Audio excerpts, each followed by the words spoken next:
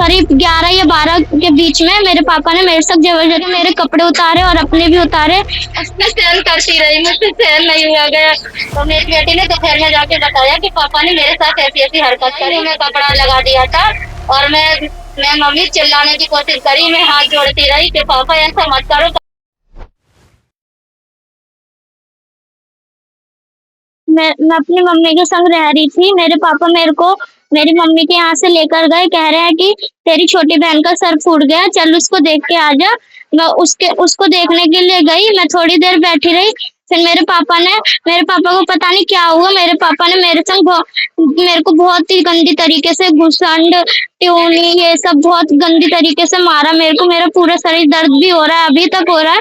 और फिर बहुत करीब 11 या 12 के बीच में मेरे पापा ने मेरे साथ जबरदस्ती करने की कोशिश करी और मेरे पापा ने मेरी बहन को नीचे लेटा दिया था। मैं अपनी बहन के संग सो रही थी, तो मेरे पापा ने मेरी बहन को नीचे लेटा दिया और फिर मेरे संग जबरदस्ती करने लगे। मेरी जबरदस्ती करके मेरे कपड़े उतारे और अपने भी उतारे और फिर मेरे संग गंदी-गंदी हरकतें करने लगे थे। पहले भी कभी ऐसा हुआ? हाँ, इस दीपावली को छोड़ के अगली दीपावली के 1 हफ्ते पहले करा मेरे पापा ने मेरे संग जबरदस्ती। आपने किसी को बताया? मैंने किसी को नहीं बताया। मेरे पापा ने मेरे मुंह पे तेजाब डालने की धमकी दी थी मुझे, इसलिए मैंने किसी को भी नहीं बताया। अब मेरे को गुस्सा आई थी, इसलिए मेरे मुंह से निकल गया, मैंने मम्मी को सब बता दिया।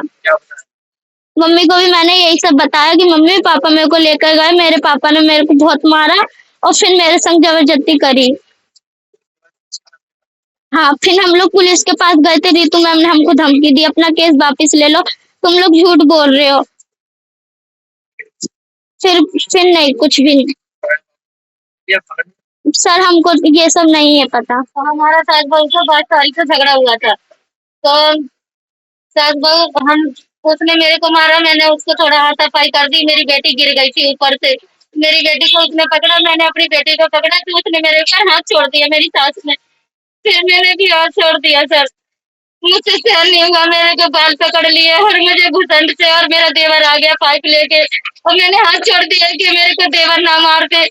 तो मैंने हाथ नहीं चलाए सर, मैं सहन करती रही, मुझसे सहन नहीं हुआ गया। फिर इतने में मैंने अपनी बेटी को चिल्लाया, मेरी बेटी लाइन पे गई हुई थी। मेरी बेटी भाग के आई तो मेरी बेटी को गाली देने लगी। मैं भाग के चौकी की तरफ भागी तो मेरे देवर ने मुझे 1-2 पाइप मार दिए।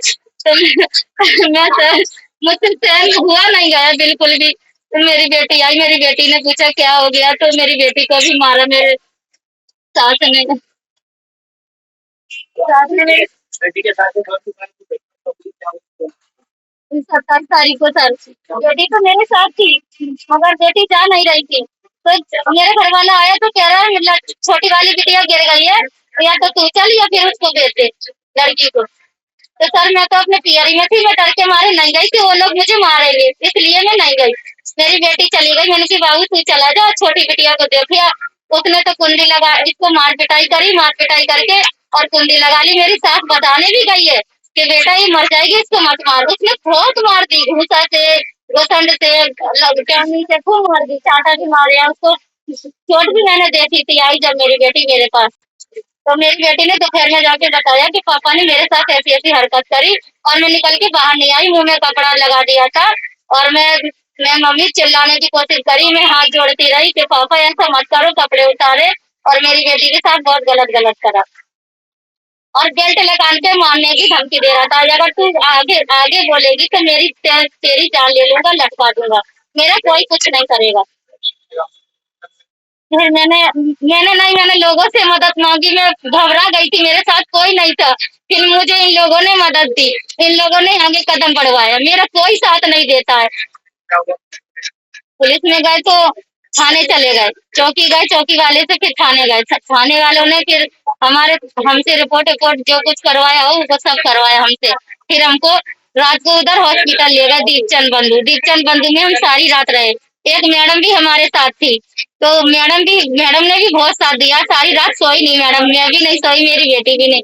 हर वक्त हमको ये लिखना वो लिखना, हर वक्त हमने, मेरी बेटी ने, मैंने खूब लिखा हम लोगों ने, जैसे हमसे बना।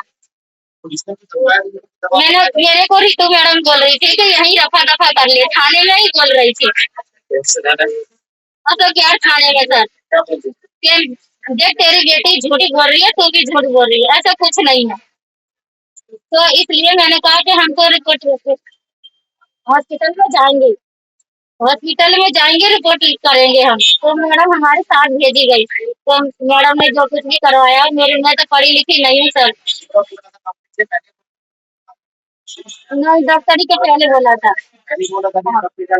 हाँ, कि यहीं रफा दफा कर ले, कुछ नहीं होगा, झूठ बोल रही है तेरी बेटी। फिर वहां से आके भी बोला, मार पिटाई नहीं करी सर, मतलब उठा रही थी थप्पड़, हमको डर लग रहा था, हम डर गए थे।